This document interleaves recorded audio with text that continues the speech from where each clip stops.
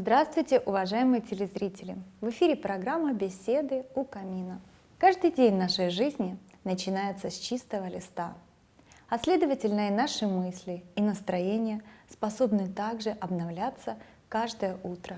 Не раз в наших программах мы говорили о том, что плохие мысли и действия приносят столько же зла, сколько и нездоровая пища или курение.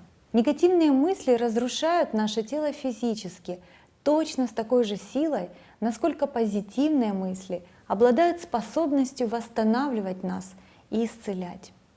Известный американский генетик Брюс Липтон утверждает, что с помощью истинной веры, исключительно силой мысли, человек и в самом деле способен избавиться от любой болезни. В качестве доказательства приводится медицинский эффект, именуемый плацебо, когда больному предлагают нейтральное вещество, утверждая, что это чудодейственное лекарство.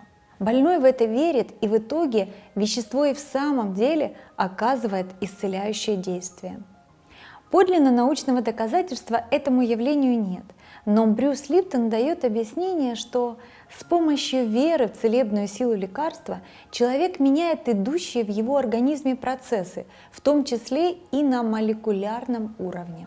Он может отключать одни гены, заставлять включаться другие, меняя при этом ход болезни. И все же главным воздействием, способным менять состояние нашего здоровья, Липтон считает именно силу мысли, то, что происходит не вокруг, а внутри нас. Наверняка каждый из нас хотя бы раз в жизни слышал о различных случаях чудесного исцеления.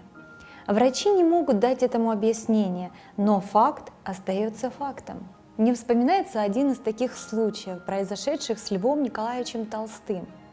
В возрасте 73 лет он, находясь в Крыму, промок под дождем и очень сильно простудился.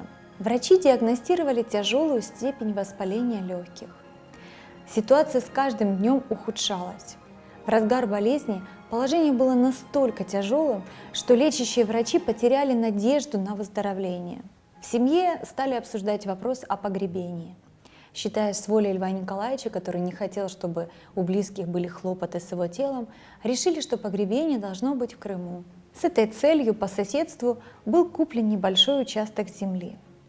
Имение графини Паниной, где останавливался Лев Николаевич, было окружено тайными агентами. Часть рукописей Толстого была вывезена и спрятана в Ялте. Все, кроме Льва Николаевича, верили в худшее.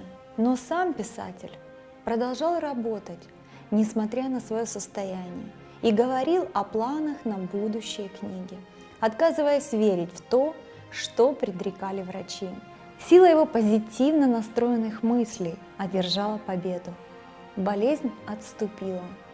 Толстой выздоровел и прожил после этого еще 8 лет, до 81 года. Врачи не смогли объяснить это чудесное исцеление ничем, кроме крымского воздуха, и только разводили руками в недоумении. Но сам Лев Николаевич точно знал, что послужило силой к его чудесному исцелению. Заканчивая программу, хочется сказать: представьте, что ваш ум – это сад, который предстоит вам засеять. Подсознание – это всходы мыслей, которые вы посеяли в течение дня. То, что вы пожнете – жизненные силы, здоровье, успех, финансовое благополучие и удачу – это плоды ваших мыслей. Помните об этом, когда вы проснетесь завтра утром. Успехов вам!